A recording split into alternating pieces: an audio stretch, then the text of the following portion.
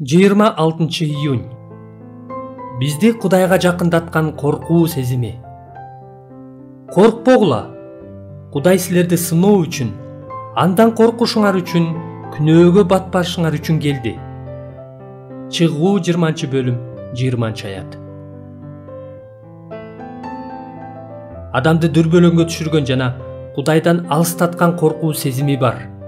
Ошондой эле жагымдуу жана бизди Кудайга жакындаткан коркуу сезими бар. Муса бир эле аятта, Чыгуу китеби 20-бөлүм 20-аятта биринчисине каршы эскертүү берсе, экинчисине ээ болууга үндөйт.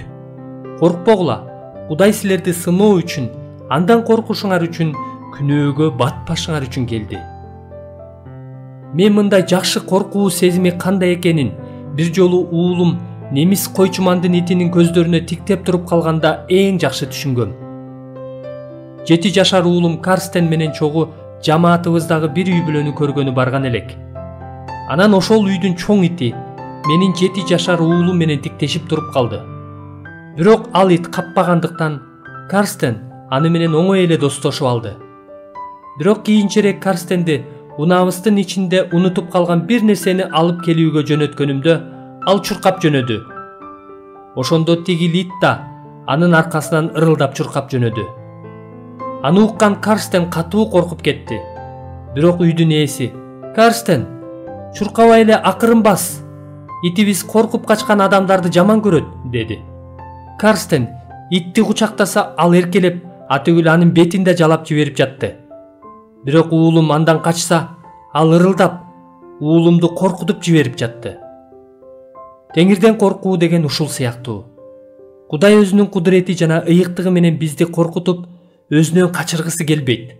Тескерисинче, өзүнө жакындаткысы келет. Кудайдан коркуу деген биринчи кезекте жеткилең коопсуздукту жана канааттанууну берген, андан баш тартуудан коркууну билдирет. Муну башкача кылып айта турган болсок, биз ишенбестиктен коркушубуз керек. Кудайдын айкөлдүгүнө, жакшылыгына ишене албагандан коркушубуз керек. Римдиктер 11-бөлүм 20-аятта дал ушундай ой айтылат эмеспи? Сен болсо ишеним менен бекем турасың, бирок текеберденип кетпе, андан көрө корк. Мындайча айтканда, биз ишенгенден эмес, ишенбей коюудан коркушубуз керек. Кудайдан качкандан корколу. Аны менен чогуу басып, аны бекем кучактасак, ал түбөлүккө биздин досубуз жана коргоочубуз болот.